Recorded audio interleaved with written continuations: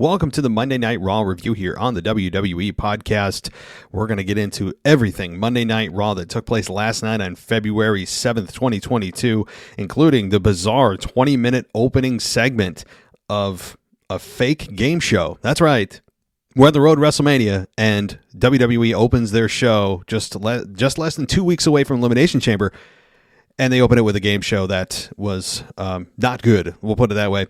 The show did have some bright spots. Lita takes down Becky. Seth and KO continue their tense friendship as Kevin Owens' obsession with getting into the Elimination Chamber continues. So we're going to get it all rolling right after this. Hey, so if you guys have a podcast or are thinking about one, you know how important it is to have great audio quality and have great intros and outros. It tells your audience that you're serious about what you do. So don't leave your audio up to chance. Get it done by a professional. And look no further than Alex with DB Sound. He's on Fiverr and has over 1,300 5-star reviews. There isn't a single negative review. Guys, I've never seen this on Fiverr. So check out DB Sound. And what does he offer? Well, there are 3 different packages starting at $10, $20, and $30.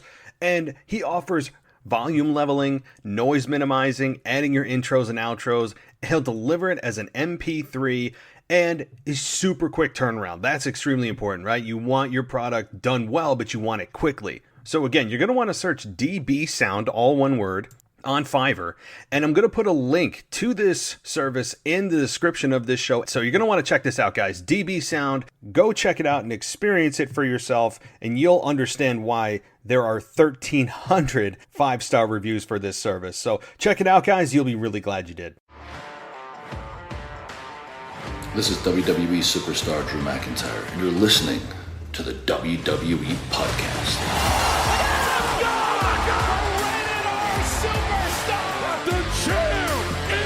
The one that everybody wants, me. Becky Lynch is going to WrestleMania.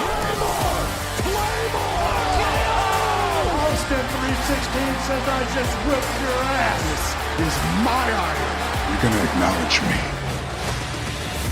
Welcome to the WWE podcast. It is Tuesday, February 8th, 2022, and we're on the road to WrestleMania, the thick of the road to WrestleMania, as things are going to continue to get more and more tense as we start to really hone in on the matches that are going to take place at WrestleMania. The rumors will heat up, but eventually things will come into focus, and they'll be coming into focus in a much bigger way once we get past the Elimination Chamber pay-per-view, which is on February 19th, so in Jeddah. So, yeah, Saudi Arabia. We get to deal with one of these Saudi Arabia pay-per-views again, but this one has pretty significant consequences when it comes to WrestleMania. So we're going to, of course, get into all the nitty-gritty of Monday Night Raw in just a minute.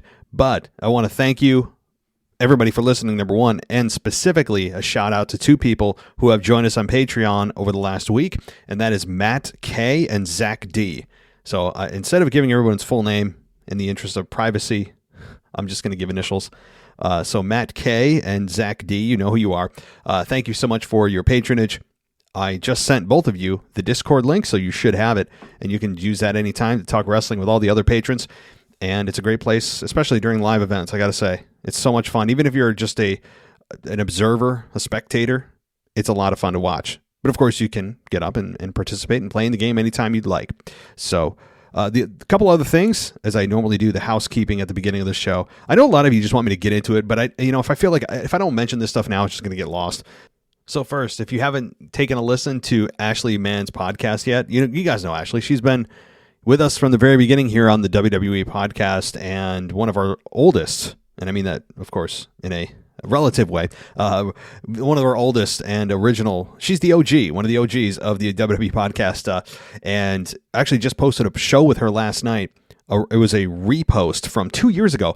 It was the last show that her and I did before the pandemic. It was about a week before really crap hit the fan and everything shut down. Everybody started remote learning and all that stuff. You started working from home in mid-March, but we did it the week before. I believe it was March 7th or so. Just before things hit the fan. So you get to hear about us talk about things that had nothing to do with the pandemic, and we were just so oblivious to what was coming. and we previewed the 2020 Elimination Chamber. So I posted that for you guys last night. We'll also be resuming the What If next week with Anthony DeMarco, God willing. So Anthony DeMarco and I will be back next week on Monday night to talk What If. But as far as Ashley goes, guys, the reason I mentioned her is check out her podcast or subscribe to it. It's called the Kick Ash Podcast. It's Kick, ASH, all one word. The Kick Ash Podcast. Wrestling focused, not just WWE, it's AEW, and gives some great opinions. Her shows are about 30, 60 minutes, so absolutely a reasonable amount of time. So check her out, give us some support. I know that she'd appreciate it, and it's always so much fun having her here on the show. And so definitely give that a little bit of love. And same here, with our show, please give us a 5-star rating and review if you have a moment.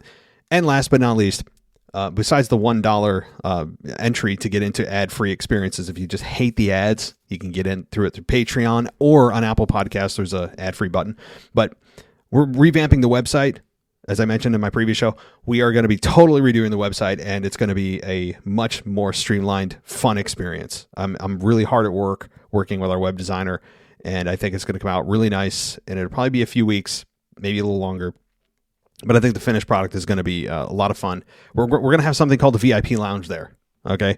In that VIP Lounge on our website is going to be exclusive video updates and everything ad free. So you'll not only get ad free, but also video updates on the VIP Lounge. So something to think about. So that'll be an option for those of you who still use web browsers instead of apps. Those still exist. I know. It's like using CDs instead of streaming, right? Or like DVDs rather than streaming, or I don't know.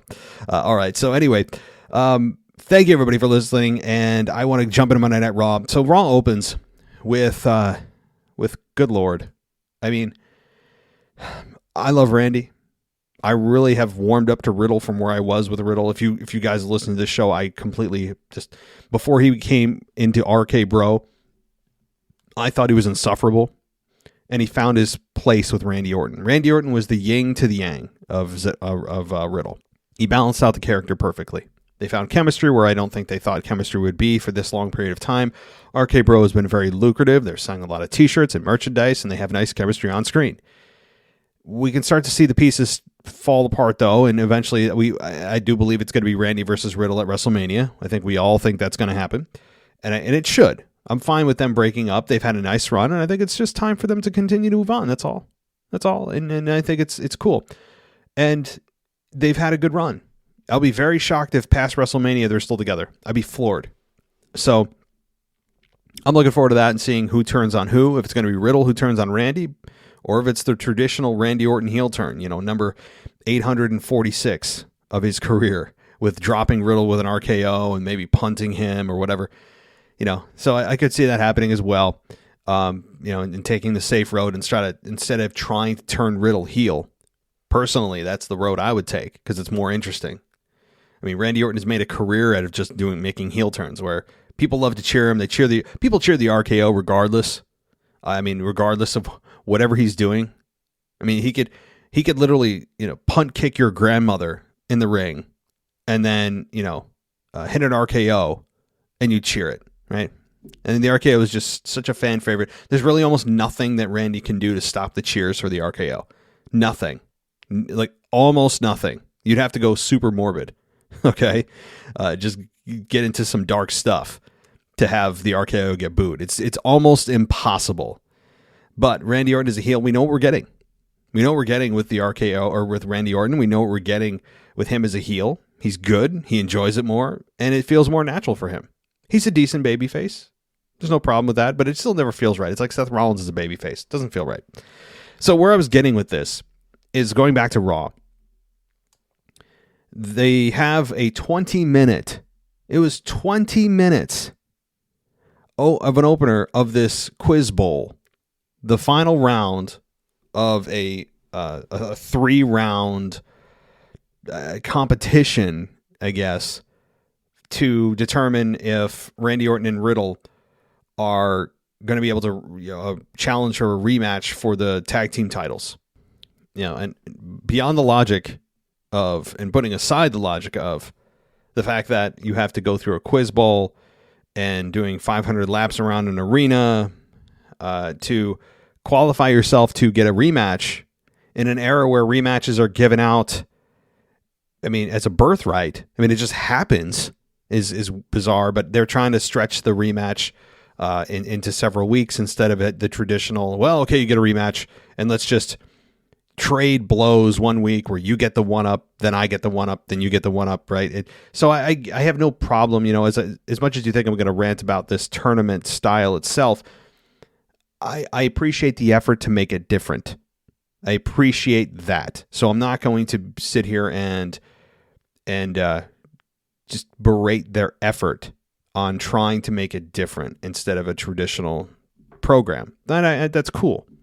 However, in execution, I think I'm entitled as a consumer of the product and a investor of the product to comment on when things are awful. And I've had a couple of reviews lately on Apple Podcasts, and I was going to not read this because some people say, "Oh, don't give them attention." Well, here's the problem: I want to respond and I can't. And so here's my chance to, which I guess incentivizes more people to write bad podcast reviews. But here's the thing: you write bad podcast reviews, you're actually still helping me because you're writing a review, regardless of how bad it is. So yeah, have at it. But anyway, but also if you like the podcast, definitely go for it. So only going to read one of them. So here's the thing: one of them was from James Ryan. So I would imagine that if he hates the show so much, he's not listening. But I've also had people respond to me, and I'm like, well, if you hate it so much, what are you listening for? He says the host is the biggest crybaby. He has 10 negative things to say for every positive thing. It's insufferable. The host is oblivious to things that happen and provides inaccurate reviews that are very opinionated. The show has gotten worse and worse. I don't understand why people have voicemails played for everyone to hear and their email addresses shared with everyone. Host seems very smug and doesn't sound competent. Okay. Well, okay, first of all, James Ryan, hiding behind your anonymous username that you can just create when you write these reviews. Okay, I am of the belief that if you own your own podcast, that you can say whatever you want. That's what these shows are for. And for a product like WWE, I'm a consumer of that product. I invest my money in that product every day. Every day. And why am I not able to have my own opinion? Am I just supposed to sit here and be an apologist for WWE? And am I supposed to sit here and always try to find the positive? That's not what this show is. Not the Rainbows and Unicorns podcast. Okay, this is the WWE podcast. And if you look at our description of the show, we are a straightforward, easy to understand, honest analysis of the product. Something along those lines is what I put in the description.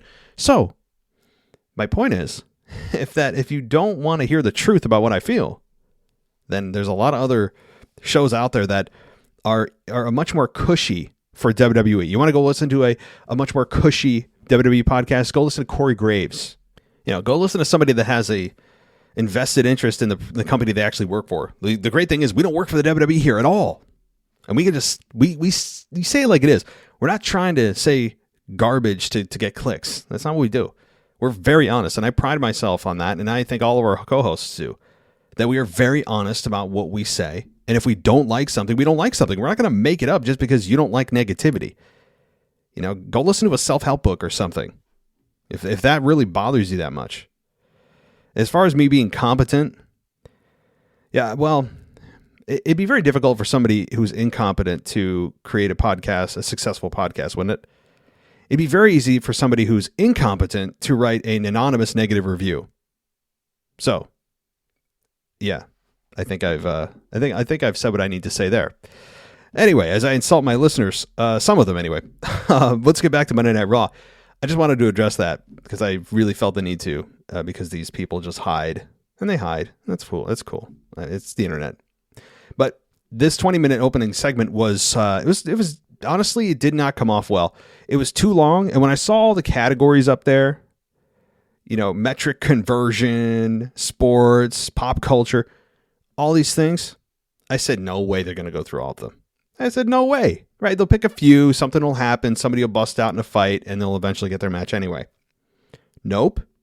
They went through every category. Every category. And they booked this as if it was some kind of like 1 hour Iron Man match where one person gets a pinfall, the other person gets a pinfall, then the next team, the heel gets 2 pinfalls, and it looks like the babyface is in trouble and they rally back to tie it. It was booked exactly like an Iron Man match would be. A true Iron Man match. We haven't had a 60-man Iron Man match in WWE, at least to my knowledge, years. I mean, it's been a long time. I'd love to see a 60-minute Iron Man match again. But that's how they booked it. And yes, it's interesting TV when they try to make it interesting by having the teams tied and, oh my God, are RK Bro going to pull that out? Of course they are. Of course they are. We can have them lose and then what? Oh, well, I guess we're not doing anything for the next few weeks. Come on. So Riddle and Randy win. RK Bro wins. And they have to now, or they are awarded a Raw Tag Team title rematch at Elimination Chamber, presumably. I don't think we got a location, but I would imagine that it's at Elimination Chamber. However, Riddle is also involved in the chamber, so maybe they'll do it on the Raw before. Maybe they'll do it next week or something, or the week after. But I don't believe there's a location or a destination yet for that. So I don't know. I was not a big fan of this. I thought it was really amazing. We're in the thick of WrestleMania season and they open up a show with the 20-minute game show. It was absolutely amazing. Man, how I long for the days of Stone Cold opening up Monday Night Raw and making it feel like, anything could happen. It's far from that now. All right.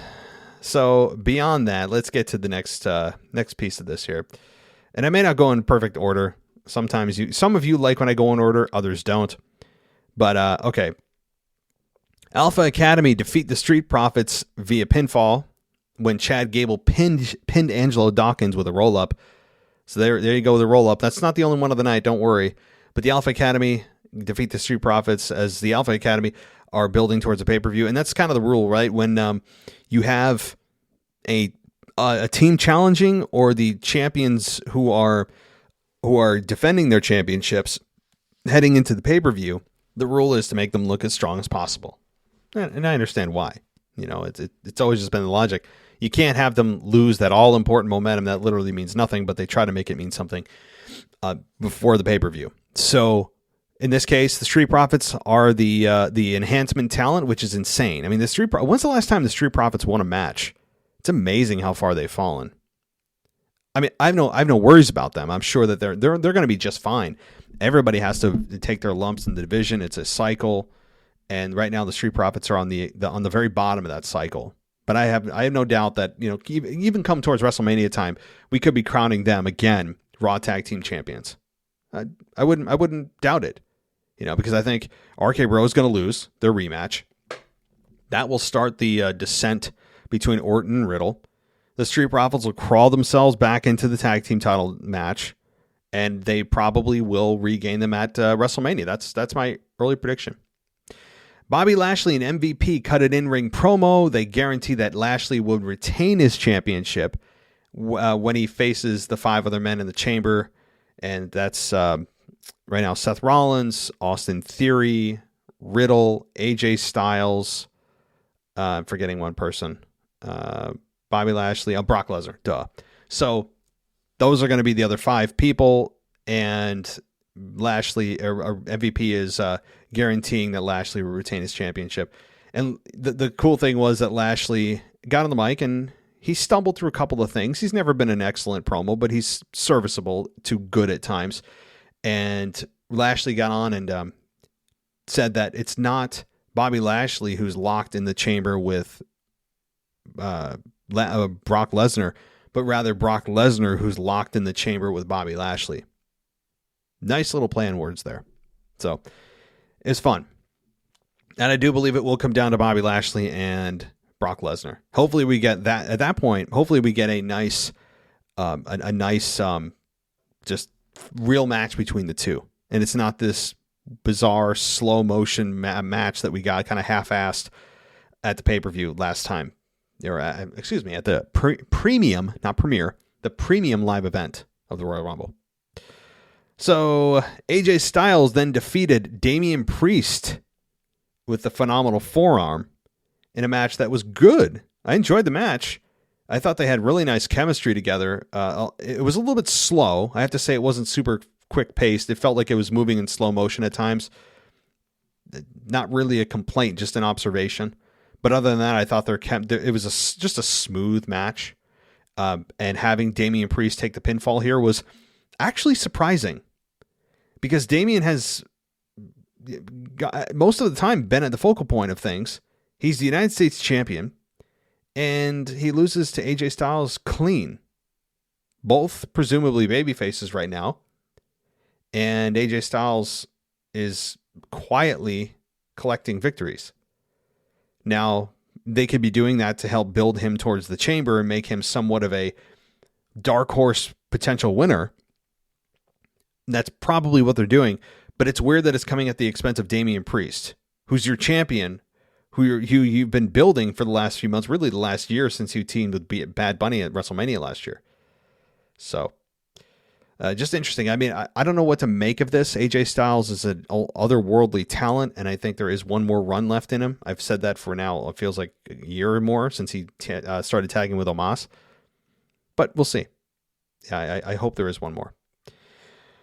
Dominic Mysterio defeated The Miz via pinfall with a roll-up. Again, I'm reading off of CBSSports.com. If it sounds like I'm reading, I am.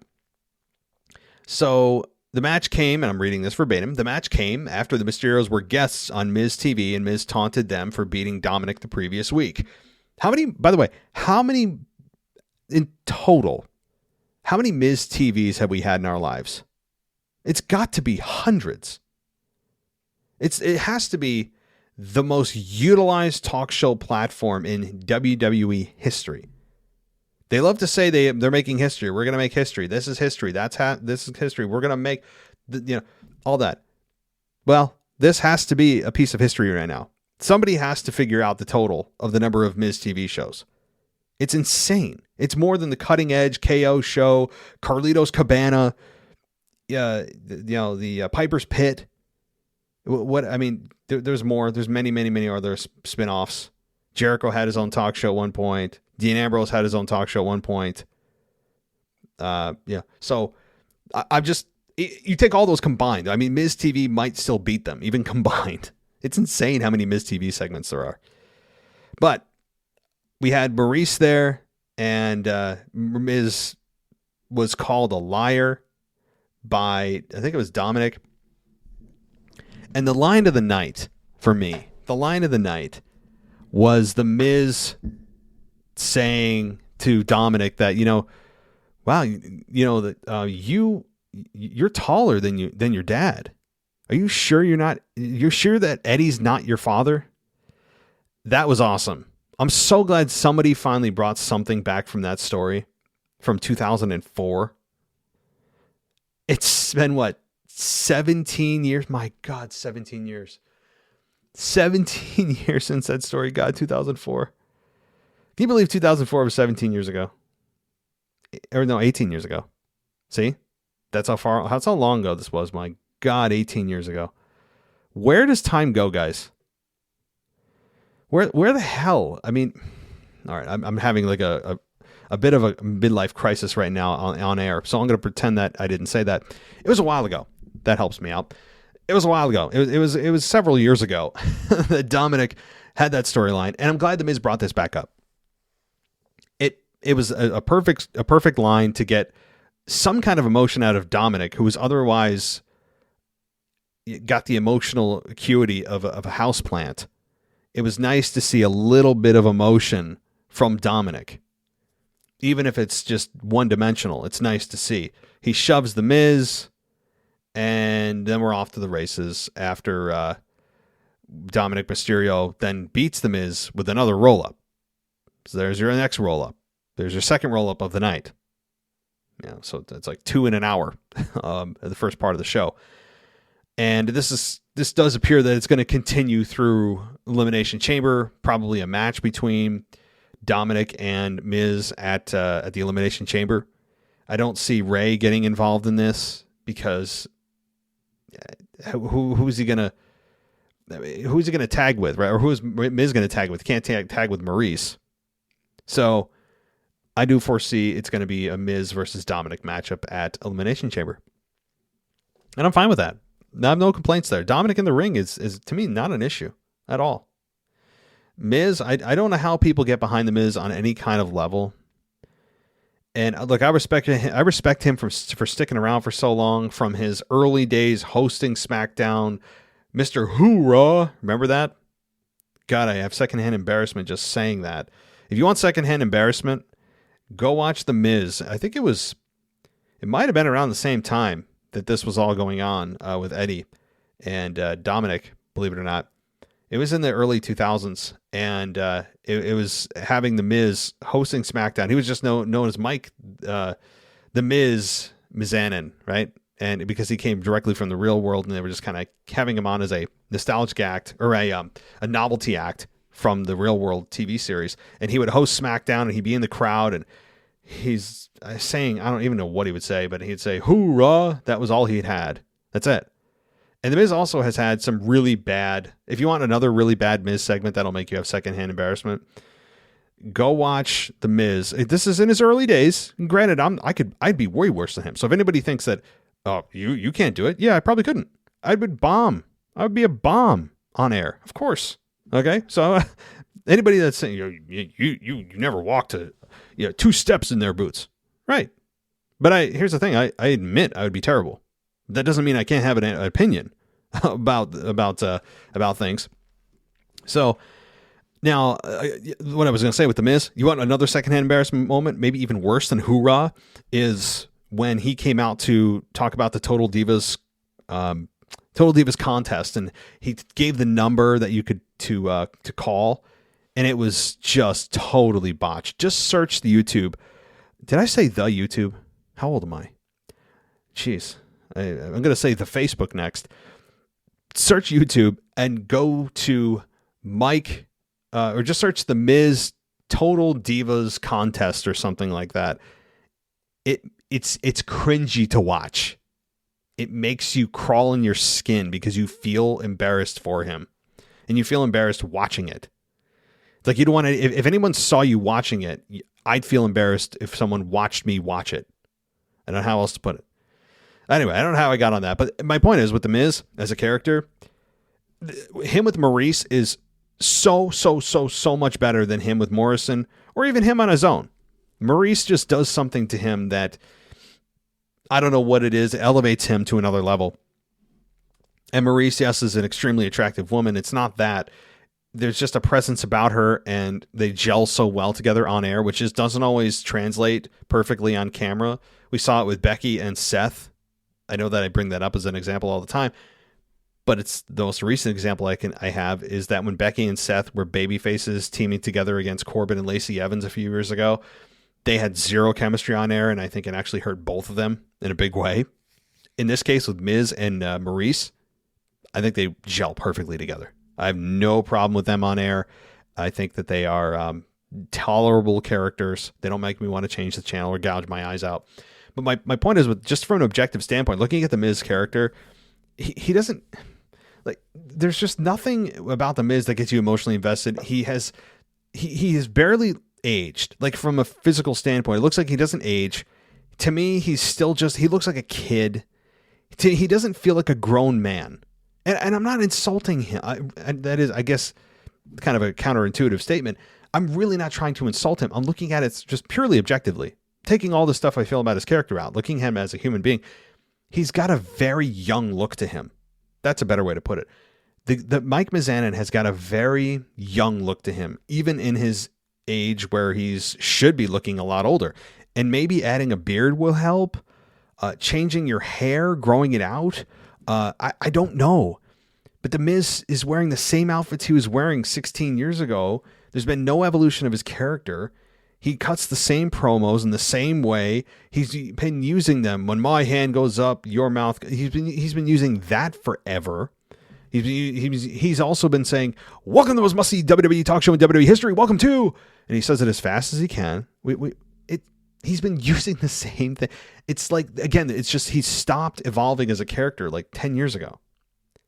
And he also looks very young. So it's like it's almost as if The Miz is stuck in some kind of infinite time loop. That's why I don't feel much for The Miz. And I don't take him seriously ever. Nearly ever. Outside of the Daniel Bryan Talking Smack segment, which may have been the highlight of his career. It may end up being the highlight of his career. Beyond even main eventing WrestleMania, which was a joke. But it's just as if The Miz is stuck on this hamster wheel of he's outside time and space somehow. So I don't mean to deep dive into The Miz character because I'm really not trying to trash him. It's just an observation. Nobody can tell me how has The Miz evolved? And I don't get to get Owen all riled up on this. A resident heel, I'm sure. I'm sure he'll write in and he'll have some choice words for me. That's fine. I'm waiting for it. I know I'm making my bed. I'm gonna have to lie in it tomorrow night. But that's how I feel about it. Like I think he's an asset to the company. I think he's a good heel, but he's just stuck.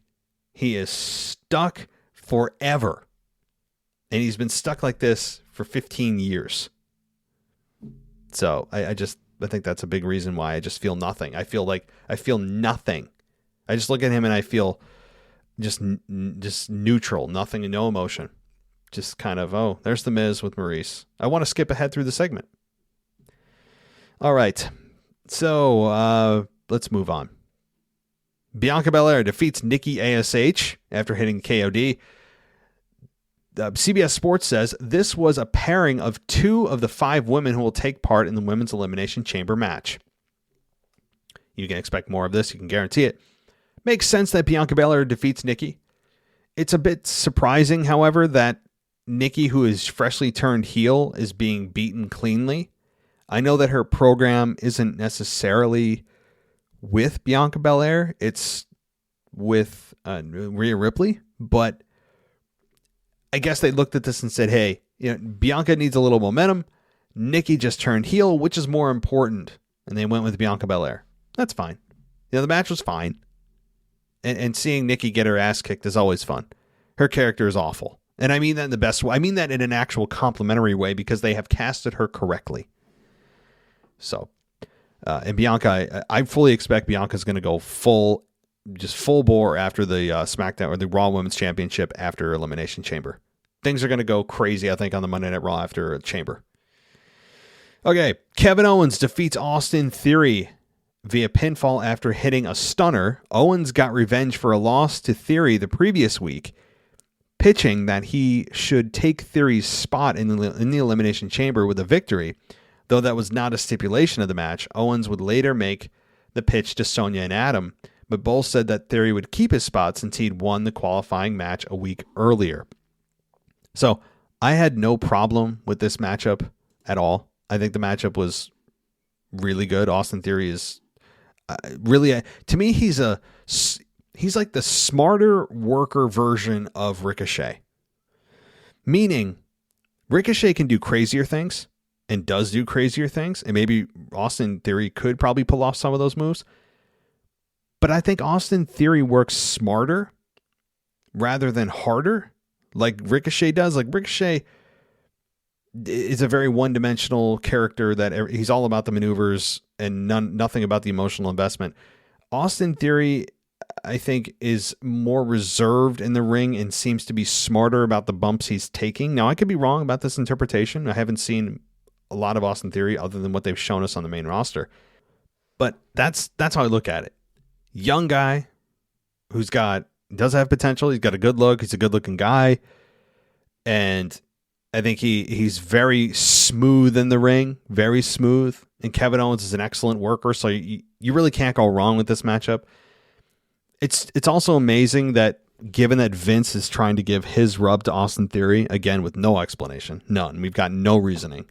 Vince just woke up one day and said, hey, he's got the name Austin. I like the name Austin. Why do I like the name Austin? Then it hits him. And then he's like, what? Damn it. This kid reminds me of me when I was his age.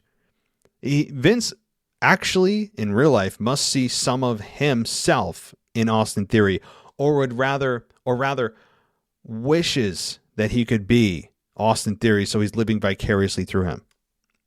That sounds very childish and almost preposterous, but Vince is a childish man.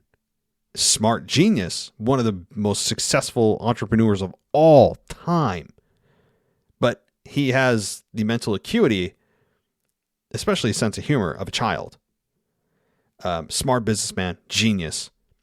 Again, I'm not equating Vince McMahon to an actual child, but childlike in certain senses, and also very, very spiteful and sometimes a spur of the moment kind of guy. And I think this is one of those things with Austin Theory that's going to wear off quickly. Because Austin Theory, with all the rub he's gotten, all the camera time that he's gotten with Vince, it's not helping out his reaction when he's coming to the ring. It's not helping out the crowd going, oh, boo, you're with Vince, you're the teacher's pet, boo. No one's doing that. Everyone's just trying to figure out what the hell's going on. So this is not helping Austin Theory right now at all. Since Survivor Series, this is not helping him out at all because no one knows what the hell is going on with him and McMahon. And I do not believe there's a actual payoff. It's just, let's continue this, kid. We'll figure it out as we go along. Bad idea. That's not how you write a book. You know how you write a book? Everyone knows. You write the ending first and work backwards. Because if you write yourself and book yourself into a corner, and all of a sudden you realize that based on what you've told so far in your story, you can't get to the destination that you have in your mind, well, now you're screwed. That's why you always have the destination in mind and you go back. But oftentimes, that's not how WWE books. So, but as far as Kevin Owens go, he is obsessed with getting into the chamber. He tried convincing Seth to use his quote-unquote influence to go to Sonya Deville and Adam Pearce to get that stipulation approved. Seth, I think, reluctantly agreed, but never did anything. And since Kevin Owens won his match, he thought that he was going to replace Austin Theory, which didn't happen. That's creating some tension. And it's going to continue to create some tension between KO and Seth. Do I think it's going to end up in another match? I hope not. As good as those two are, in together, they've been really good. They just had a WrestleMania match together a couple of years ago. Kevin Owens got injured in that match. He came back like 5-6 months later, and he wasn't the same. Very just in and out, randomly doing a KO show here and there. It really messed with his career. Now, I'm not saying Kevin Owens would get injured again, but my point is that they don't belong together as a one-on-one versus the other at this point. Seth is on a different trajectory right now. He should be WWE champion. I hope he captures the belt at WrestleMania, the WWE championship, that is.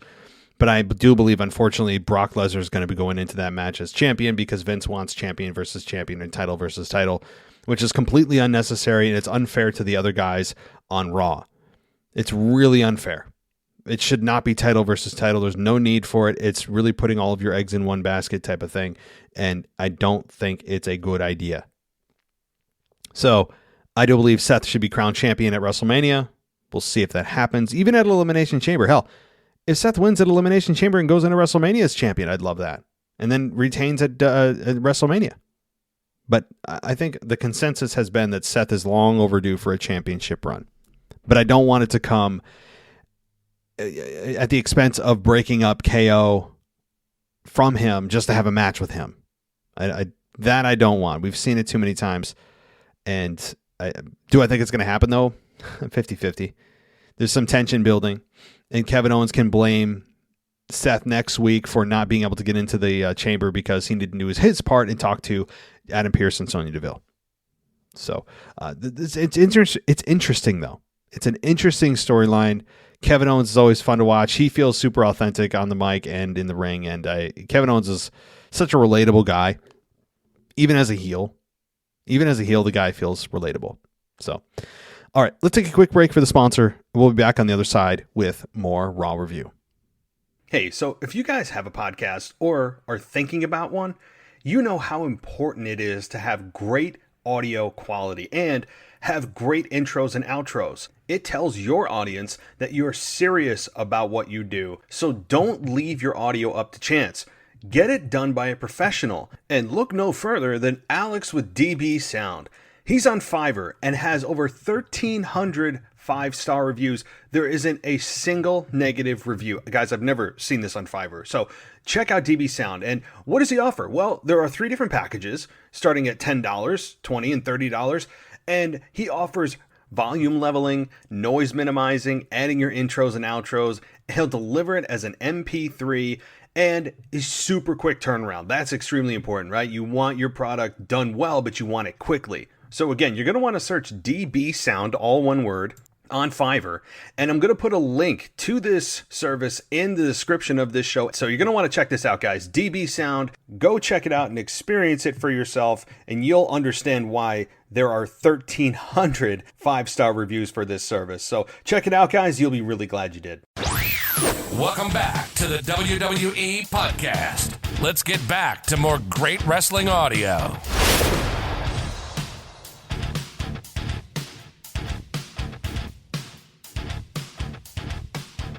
All right, everybody, welcome back to the Raw Review. Let's move on. Doudrop defeats Liv Morgan via pinfall with a Vader bomb in another meeting between women set for the Elimination Chamber. As I said, this is going to be a running theme for the next couple of weeks.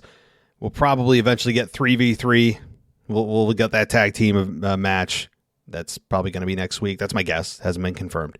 But Doudrop does defeat Liv Morgan, and boy, this sets Liv Morgan right back to the bottom of the pile, doesn't it? Because Doudrop just lost to Becky Lynch at the Royal Rumble pay-per-view, and in a heck of a showing from her. Biggest match of her career. But now that Doudrop has lost, then Liv Morgan loses to the loser. Well, that puts Liv Morgan right at the bottom of the pile. Liv Morgan, I said this last week, maybe the week before. What the hell is her record? Can somebody look this up? You know what? I'm going to look this up. I'm going to look up, let's see, WWE. There's a really good website, WWE stats, but it's not that. Maybe it's, okay. Okay, here we go. Win-loss records. I'm going to do this on air. So I'm going to do women in WWE in 2022. Let's look at Liv Morgan. This is just 2022. She's 2-5-0. That's just 2022. So she's won 2 matches, lost 5. Yeah. So not that these really mean anything, but she is she doesn't win a whole lot. Let me just put it that way. She does not win nearly at all. Let's you know what? Let's look at the women in 2021. That's a complete year of women. So let's look here. Okay. So Liv Morgan, her record 12-15-1 in 2021. So well under 500. Liv Morgan doesn't win a whole lot. By comparison, think about this, guys. This one will knock your socks off. Charlotte Flair, in 2021, her record is 21-22. 1 under 500. She won 45% of the time on Raw, 60% of the time on SmackDown. Now, guys, don't forget, this also is inclusive of tag team matches, multi-women matches. This is every match she's been in. So it's not just one-on-one with somebody. I mean, I can dig into those stats too, but where I'm getting this is WrestleTalk.com. So I'm getting this off of a credible site.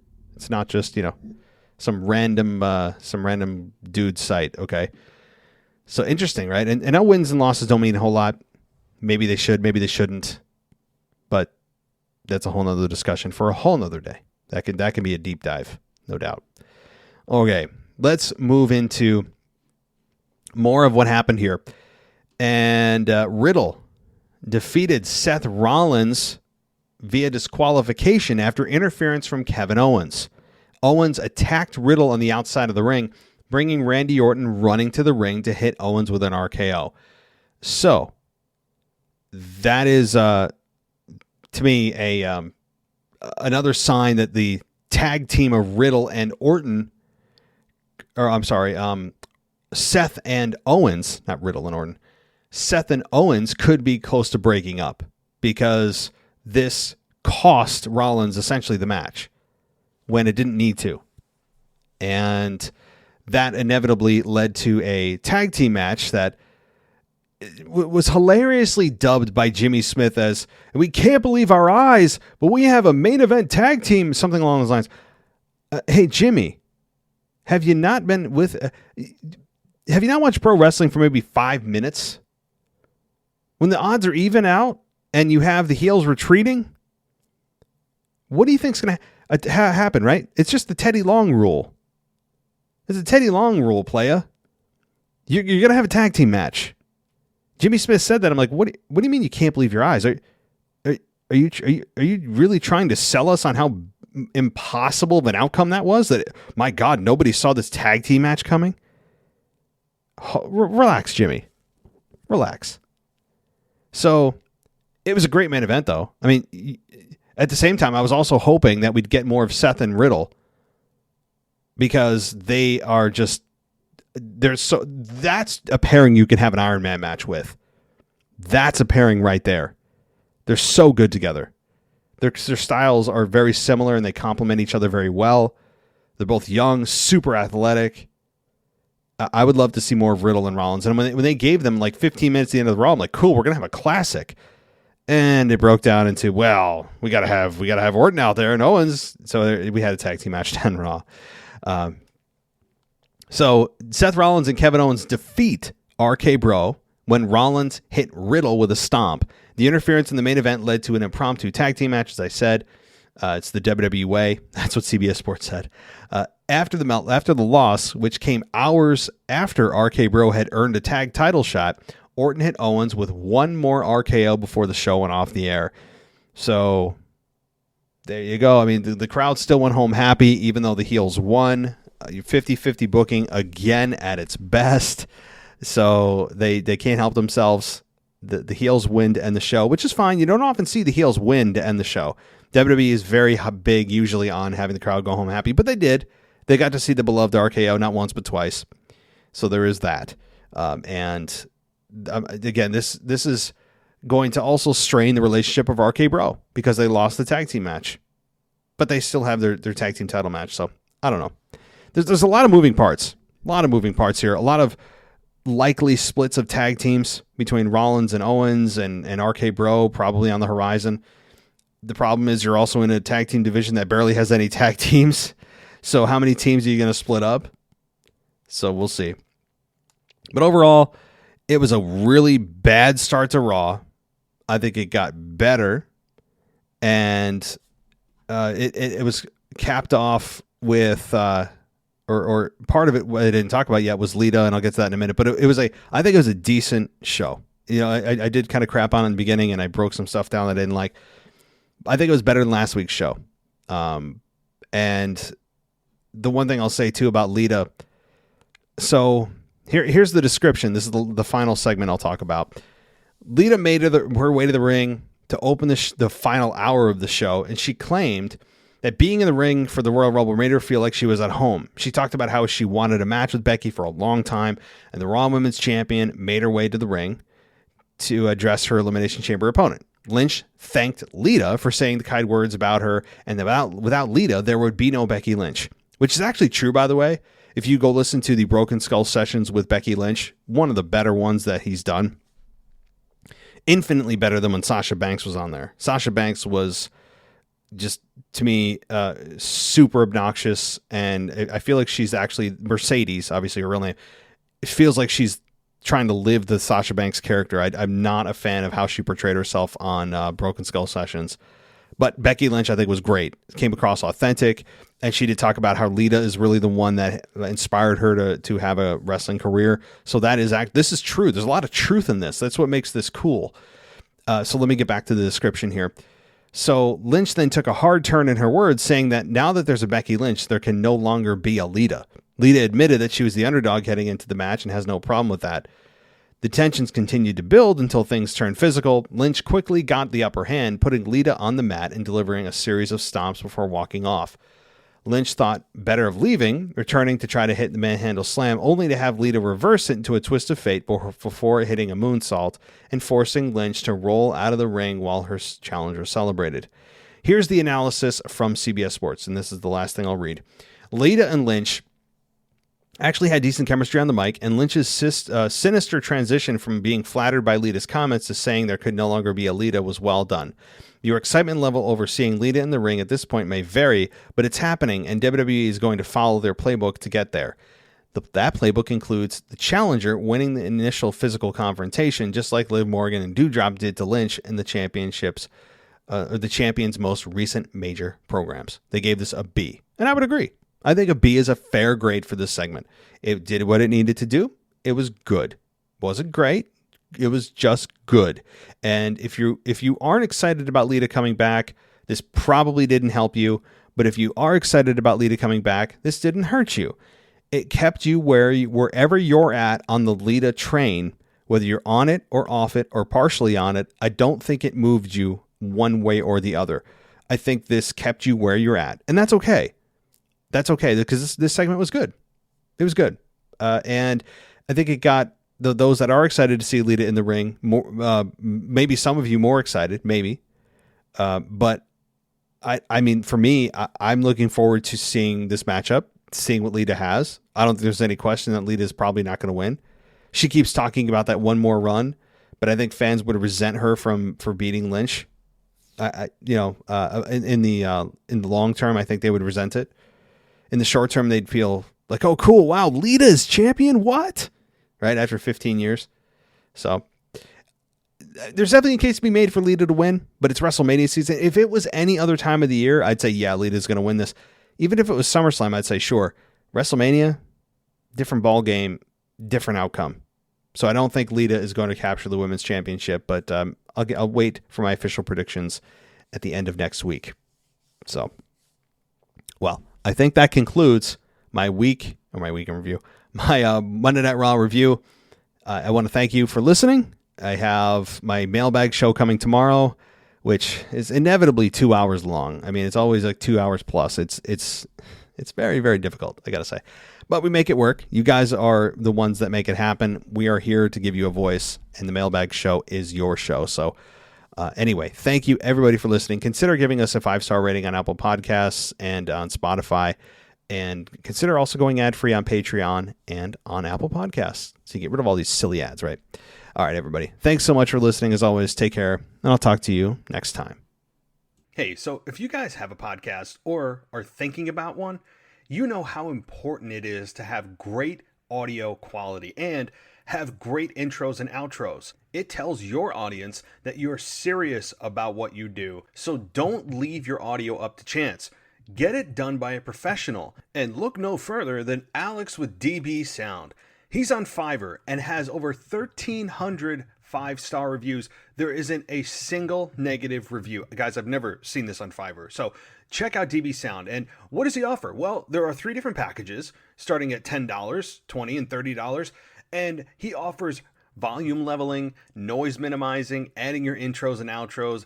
He'll deliver it as an MP3 and a super quick turnaround. That's extremely important, right? You want your product done well, but you want it quickly. So again, you're going to want to search DB Sound, all one word, on Fiverr, and I'm going to put a link to this service in the description of this show. So you're going to want to check this out, guys. DB Sound, go check it out and experience it for yourself, and you'll understand why there are 1,300 5-star reviews for this service. So check it out, guys. You'll be really glad you did. Thanks for listening to the WWE Podcast. Don't forget to subscribe on your favorite podcast app so you don't miss a show, or head to WWEpodcast.com. And for all of these shows ad-free, head over to patreon.com/WWE Podcast. Until then, we'll see you next time.